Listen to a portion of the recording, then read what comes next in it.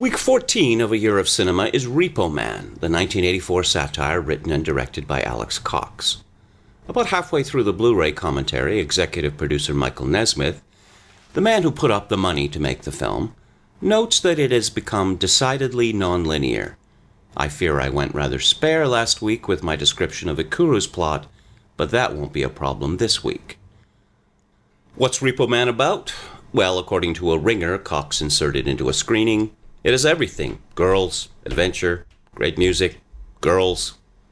Girls, girls, girls, eh? Debbie, Jennifer Balgobin, the first girlfriend of our hero Otto, Emilio Estevez, is plenty exotic, while Layla, Olivia Barash, the second girlfriend, is plenty cute. But this film is mostly about men. Repo Man is an homage to, or a meta-commentary on, Kiss Me Deadly, Robert Aldrich's 1955 film noir, which is supposed to be the screen version of the Mickey Spillane Mike Hammer novel, but is actually something else. It begins with a hysterical Cloris Leachman flagging down Ralph Meeker on a deserted highway just outside Los Angeles. She has knowledge of a dreadful atomic secret. Meeker's investigation leads to nothing less than the end of life as we know it.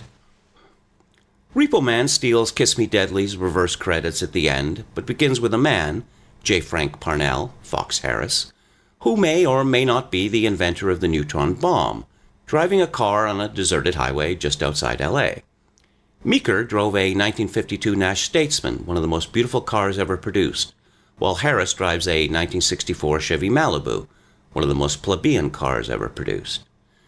Wearing sunglasses with one lens missing and clearly addled, he is pulled over by a motorcycle cop, who demands to know what's in the trunk. "Oh, you don't want to look in there," he responds. The cop can't resist the challenge and is vaporized. There's something dreadful in the trunk. A nuclear device? Dead aliens? We never find out, and Cox has great fun mocking the very idea of the MacGuffin and conspiracy theories in general. They're getting away! It's all part of the plan. Otto works as a supermarket stock boy with Gormless friend Kevin, Xander Schloss. He gets himself and Kevin fired. Otto for insubordination, Kevin for being Gormless. Later at a punk rock party at Kevin's house, Otto is reacquainted with Duke, Dick Rude, fresh out of juvie. He suffers coitus interruptus when Debbie demands he get her a beer. He returns to find her in the arms of Archie, Miguel Sandoval, and hits the road. Walking down the street, he is flagged down by Bud, Harry Dean Stanton, a grizzled old man in a cheap suit. Bud pays Otto $25 to drive his wife's car out of this bad area. Otto and Bud drive their cars to an impound lot, which is the headquarters of the Helping Hand Acceptance Corporation. Bud is a repo man, and now Otto is too. Debbie, Archie, and Duke go on a crime spree. After a $20,000 reward is offered for the Chevy Malibu, everybody is desperate to get it. The pursuers include the government, led by an icy blonde with a metal hand, Susan Barnes, the Rodriguez brothers, Napoleon, Eddie Velez, and Lagarto del Zamoro, who may be repo men themselves, or car thieves, or revolutionaries. Marlene, Vonetta McGee, the Helping Hand receptionist who is actually a double agent working for the Rodriguez boys, Layla, who works for the United Fruitcake outlet UFO, Get It, and is a double agent too, the Reverend Larry Bruce White, an oily and corrupt televangelist who has Otto's parents under his spell, and Otto, Bud, and their boss Ole, Tom Finnegan. Otto has 3 mentors, Bud, Light, and Miller. Yeah, that's right, the 4 male authority figures at Helping Hand are named after cheap American beers.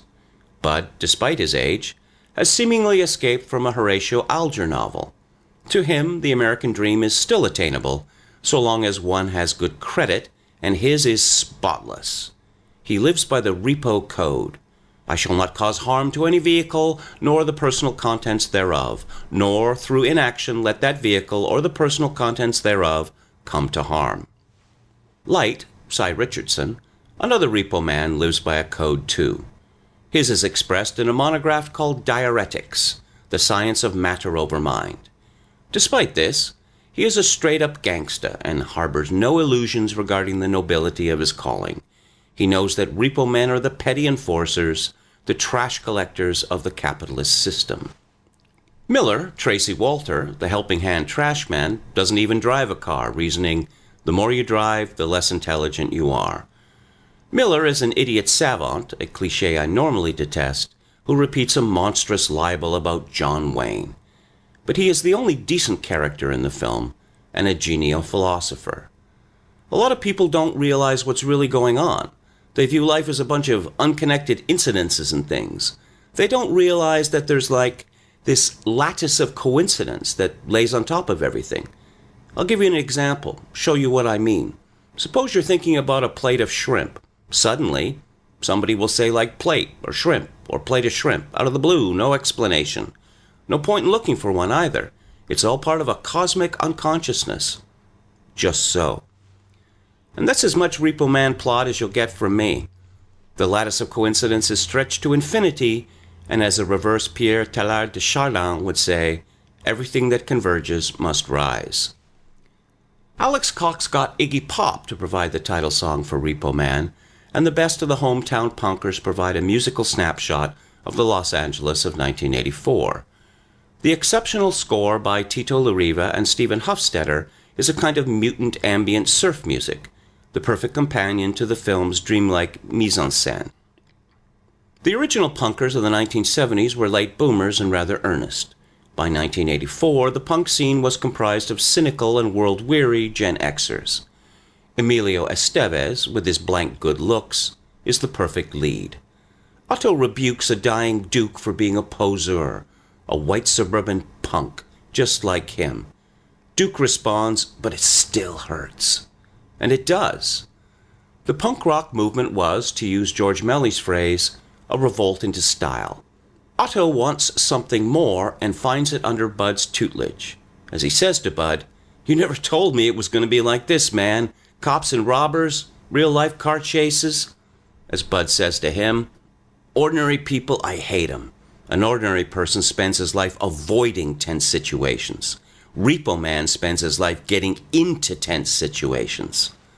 Bud, a punk avant la lettre, and the quintessential Harry Dean Stanton performance, hates commies, Christians, and just about everybody and everything else. He teaches Otto that being a Repo Man is the perfect punk rock occupation. Antinomian to a fault, and you work on commission. That's better than getting paid. Kiss Me Deadly was suffused with the nuclear paranoia of the 1950s. Repo Man is suffused with the nuclear freeze, nuclear winter paranoia of the 1980s, a Rococo echo. Our modern Western societies crave apocalypse as punishment for their prosperity. Many in America seem to secretly yearn for Ronnie Reagan to blow up the world. They didn't get their wish. Reagan wanted to destroy communism, but he wanted peace too. He got his wish, and by 1992, communism in Europe had been neutron bombed. The buildings were standing, but the commies were gone. That same year, the Earth Summit in Rio de Janeiro produced a treaty based on the fantastic notion that prosperity would boil us all before the polar ice caps would melt and drown us all. Coincidence? It's all part of the plan. Repo Man was wrong about Reagan, but remarkably right about capitalism. When Kevin declares, "There's room to move as a fry cook, man. You know, I could be manager in 2 years. King. God." This speaks to his generation's stunted ambition. Who would have guessed that 30 years later, capitalism would tout service jobs as the engine of the American economy, while its leadership cadre would enjoin us to embrace our future as consumers of cheap chalupas. And Bud's rants about credit mark him as a prophet. Under Capitalism 2.0, saving is evil. Instead, the government will conjure up credit, which will be helicoptered to the banks, which will loan it to us to replace the salaries we are no longer allowed to earn. Repo Man is set in an LA you don't often see in movies, although cinematographer Robbie Mueller recycled much of it in 1985's To Live and Die in LA. That is, the LA of poor whites, blacks, and Mexicans, just like Kiss Me Deadly. For all the fear of apocalypse, this city has already been devastated, and its denizens are rootless consumers of food, drink, and even drugs, which are relentlessly uniform and generic. This all sounds relentlessly grim, but instead Repo Man is relentlessly hilarious. It is as endlessly quotable as Withnell and I, and the line readings by the actors, especially Fox Harris and Dick Rude, are superb. I love Repo Man because I am caught in its lattice of coincidence and am part of its cosmic unconsciousness. Here are some examples. One of Robbie Mueller's early credits was as one of the cameramen on the Cannes-free concert film. More on Cannes next week. Iggy Pop's title song has Steve Jones of the Sex Pistols on guitar. Chuck Biscuits, who appears in Repo Man as a member of the Circle Jerks, was once the drummer of Vancouver band DOA. I knew him a little back in the day. I knew his brother Ken Montgomery, aka Dimwit, much better. He played with DOA too, but also with a band called The Pointed Sticks, which I used to introduce on stage. On one such occasion, he threw a drumhead cover at my head. Turns out he hated my guts, probably because I once boasted to him that I had not only seen the Sex Pistols twice at the 100 Club, but also Iggy and the Stooges, a band that played no more than a few dozen gigs. I once lived in San Diego, not LA, but still SoCal. So I knew firsthand the devastated American downtown and how not driving a car makes one a social leper. I was friendly with a black engineer at Kogo, 600 on the AM dial, the talk show station where I was a producer. One morning, I entered the building through the parking lot. The engineer said, "Where's your car?" I replied, "Don't have one." He said, "What, is it in the shop?" I replied, "No, I don't own a car. I don't even have a driver's license." And then he gave me a look, and that look said, "We can't be friends anymore." And we weren't. In San Diego, I patronized a generic food and drink store. I often fantasized of walking up to the counter and saying, "Shopkeeper, my good man, would you happen to stock filtered cigarette brand filtered cigarettes?" "Oh, you do? Capital." The Masters of Cinema Region B Blu-ray of Repo Man features an outstanding transfer, the aforementioned commentary with Mike Nesmith, Alex Cox, 3 of the actors, and the casting director, missing scenes, 3 documentaries, and best of all, the radically different TV edit of Repo Man, which features extensive use of the neologism melon farmer as a replacement for a well-known 12-letter obscenity. The Criterion Collection Region A Blu-ray has most of the same features and compelling original art and design. Its bitrate is smaller, but judging by the screen capture comparisons at DVD Beaver, its visual quality is not impaired. And in further lattice of coincidence news, week 15 of A Year of Cinema will examine Jerzy Skolomovsky's cautionary tale of female sexuality run amok from 1970, Deep End.